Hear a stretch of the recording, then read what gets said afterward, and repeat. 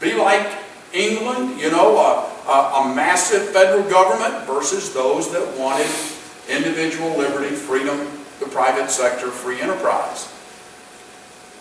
We know who won because it's the private sector, individual liberty and freedom that has grown the most powerful nation on the planet. That's what stimulates innovation and competition and has made America what we are today. We've had that debate numerous times throughout our nation's history, and every time we've had that debate, we've always come back to the same solution. Private sector, individual freedom and liberty, get the federal government out of the way. We're going through that debate again.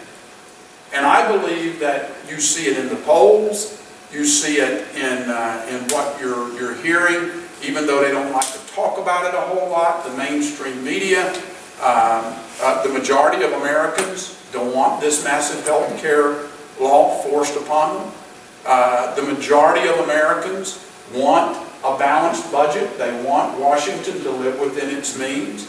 So I believe the American people are speaking.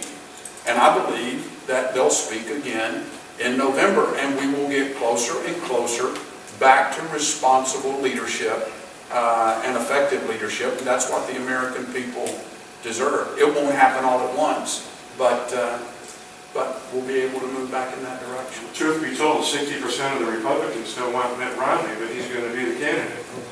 Well, I think all we've got to do is look at the fact that this president's policies have hurt America.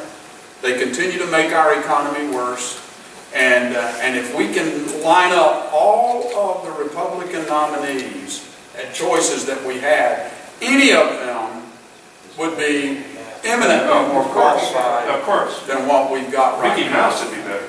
And that's the decision that the voters have to make, is that anything else is better than what we have. Yeah. And like you're saying, it takes years to make these changes. We have to be patient, but yet persevere. Continue to press forward for what's for the best for the country, That's right. even if it costs me personally something of my freedoms, or not necessarily freedom, but some of the rights that I might like to have for myself. And that's where this nation, we as individual voters, have to get a conscience and start looking at the pictures you showed us at the beginning, my children and my grandchildren, because that's the ones that are inheriting our country. What am I going to give my children? You know, only about 1 out of every 3 Americans votes. Isn't that a shame? Yeah. Only about 30%. And 2 of them aren't very bright. I'll get back to you again. This gentleman back here in the hat had a question earlier. I saw his hand pop up. I think it's a roll into this part of the... Okay, all right.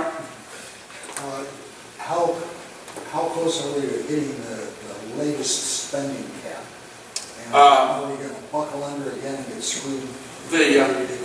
Well, let me ask you, let's talk about what that means just a second. How many of you have heard my analysis on, you're talking about the debt ceiling. How many of you have heard my analysis on the debt ceiling? Well, let me tell you a little bit of something, and then I'll ask you, what would you prefer I do? I came to Congress with a mindset that the debt limit was the debt limit, and there was no question about that. When I got there, what I found out was that charges have been run up on the credit card by existing law and this administration and even previous administrations.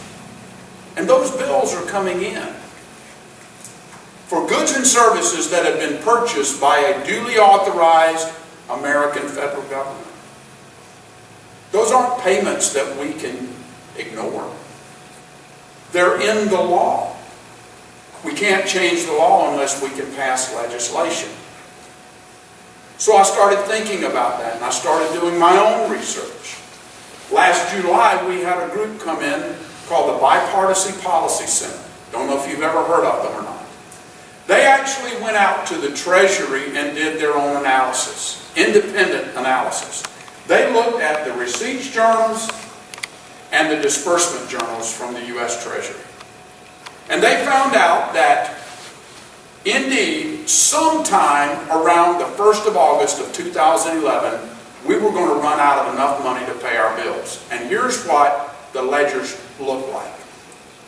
From August the 3rd to August 31st, we were going to take in roughly $172 billion in revenues. At the same time, we owed, in that same period of time, $306 billion in outlays, checks and credit card bills that had already been run up. It was just a matter of them hitting the bank. There was nothing I could do to stop those expenditures. We had a $134 billion shortfall. If you stacked up all of the things that had to be paid for, our military, Pell Grants that the government had obligated itself for, Social Security payments, Medicare payments, the judiciary, every mandatory spending program that's embedded in the law, $134 billion, not enough money to pay for that. The choice we had was increase the debt limit or give this president and Timothy Geithner the unilateral authority to decide who the winners and the losers were going to be. Who wasn't going to get paid? Was it the military? Was it the military contractors? Was it the students that were dependent upon that money to go to school? Congress has the power of the purse. Not in that case. Not in that case. Not in that case. You have to authorize the expenditures. It had already been authorized. Those expenditures have already been made. Okay, so you default. And then what do? When you default, you give the President and the Secretary of the Treasury the authorization to decide who gets paid and who doesn't get paid. All these American citizens that are relying on the federal dollar to pay their monthly bills, all of a sudden that check is... That's not it. Guess That's not what? it. That's We not wake it. up and we fix the problem. We don't say, yeah, let's push it on down the road. I wish it were as easy as you say. It is. I wish it were that easy. It is. Okay, I have a question. Because it's embedded in the law. You don't just Okay. We have go out 100 and start guys. making up your... We have 100 guys in the Senate that are ignoring their law to tell them they have to pass a budget. Then vote every them year. out in November. That's the way our system works.